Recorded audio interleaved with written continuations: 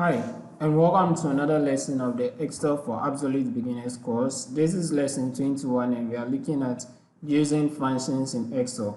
Functions are basically formulas or already created formulas that Excel recognizes. So they are inbuilt formulas for Excel, which usually takes in inputs that we call arguments, then returns some outcome. And in the previous lessons, we've learned that the element of formulas that we create, we can include some of these inbuilt functions.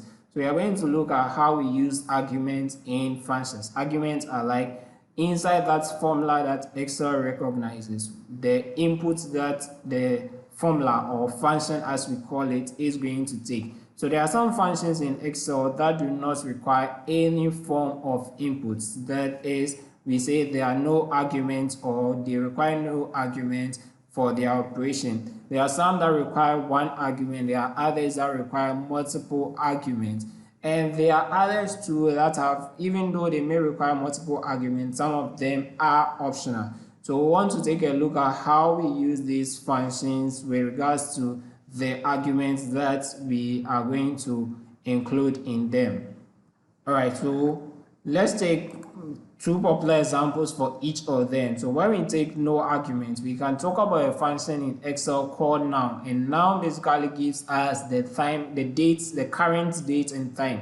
So how do we use it? We say it doesn't take any arguments, it doesn't take any inputs at all. So if we want to input the date, the current date and time here, all that we need to do is to tell Excel that we want to bring in a function or we want to create a formula. And how do we do that? You start with an equal to sign, then you go ahead and type in now. So the tooltip that Excel provides, it comes in handy. It tells you exactly what this does.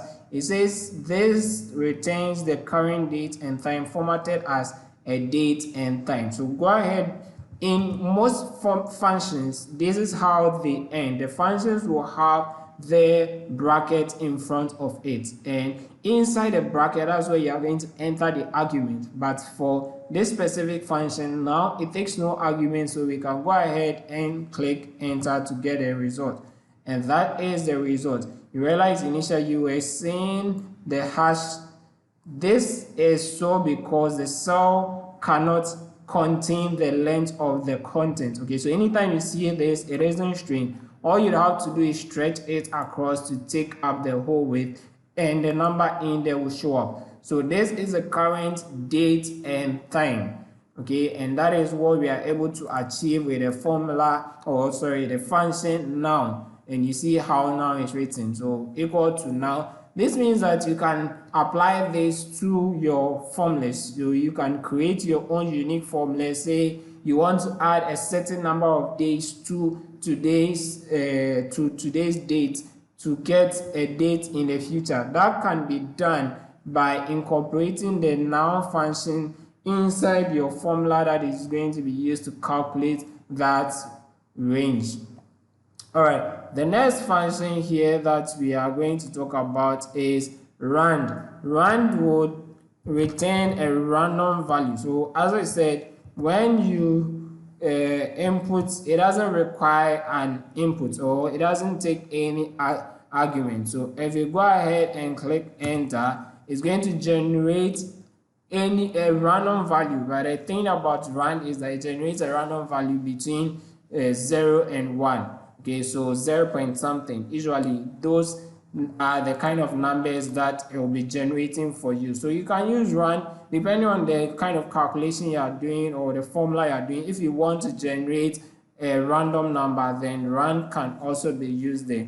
Then there are some formulas that take in single argument or one argument. An example is upper and lower. So let's see how we use upper and lower. In fact, the next lesson after this lesson, we are going to delve more into the various functions that Excel provides us with. So don't worry or don't bother yourself right now. Just appreciate how we use the functions and the ones that take arguments and the ones that do not take arguments. And subsequently, you are going to learn about all the other functions that you need to know about. So when you take upper, the upper function basically does convert text to uppercase. So if you have anything, let's say my name is written as this, Obed, and I want to convert it to uppercase, because the top here is changing. The reason being that this is a random digit, this is date, so they keep updating anytime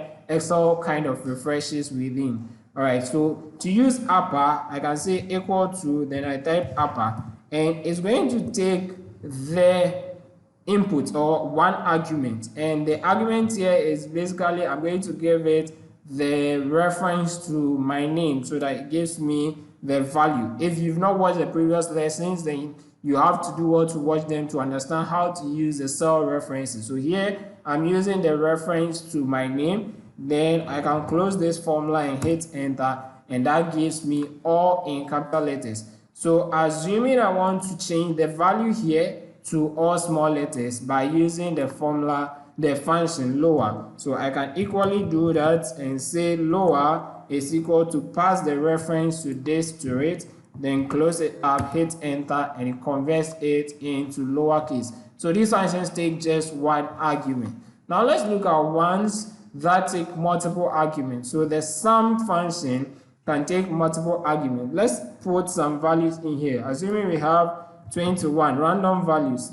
Sorry, let me just put in random values. 23, 4, 56. Let's say we want to sum these things up, and we are going to use the sum function to do that. How do we do that? If I come here and I click equal to, then I type in sum, all right, my bracket. So this is how we write functions. The name of the function, then your bracket, very important. And usually you find a tooltip showing you how you should do it.